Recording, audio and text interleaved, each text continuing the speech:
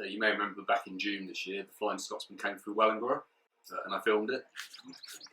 So here we are at the Wellingborough Bridge. It's very, very busy.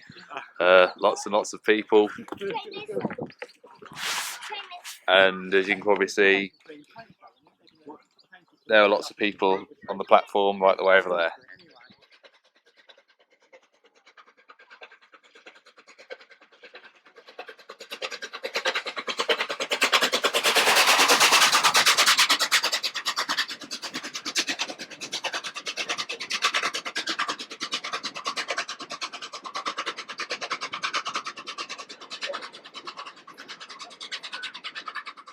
And if you actually look on the videos in the comments, you'll see there's a thing for BBC News.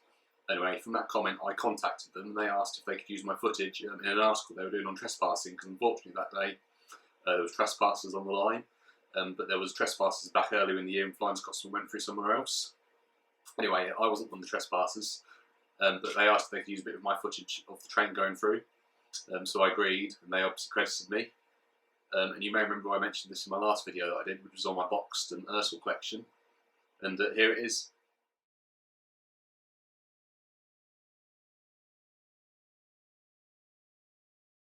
Now when it passes through the region, people flock in their thousands just to get a glimpse of this historic icon.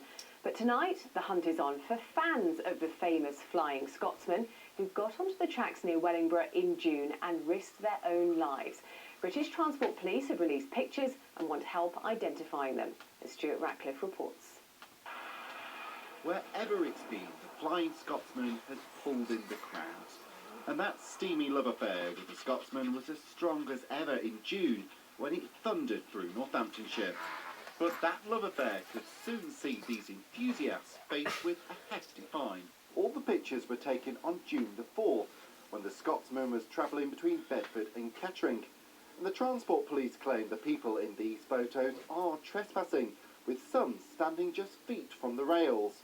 Phil Marsh has had first-hand experience of what it's like to be faced with trespassers on the railway. I've been working on steam trains on the main line for years, and on preserved railways, and I've had to stop the train on a preserved line because we've been filmed by people standing between the lines, and you have to get up and say, well, it's really not a good place to stand, because you can be killed just as much at 10 miles an hour as 100 miles an hour. But there has to be personal responsibility, and initially the Transport Police, when Flying Scotsman came out, said they weren't going to prosecute anybody because it wasn't in anybody's interest. But there is now a concerted effort to send out the message that trespassing on the railway won't be tolerated. British Transport Police said today, in order to keep the public safe, we will enforce the law where appropriate, which is why we've released these images in a bid to trace those responsible. Will you get right off the line side? You are causing the railway to be shot.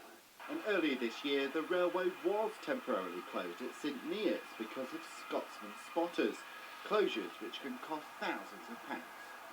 Everyone's got to remember it's not just the steam train that has to stop, because sometimes the steam trains had to stop because of trespassers. There are other trains running in the other direction perhaps. They've got to stop as well. So that means everybody gets held up.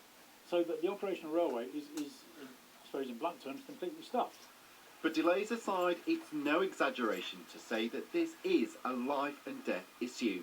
Last year, 22 people died as a result of illegally trespassing on our railways. Bedford Hospital has launched an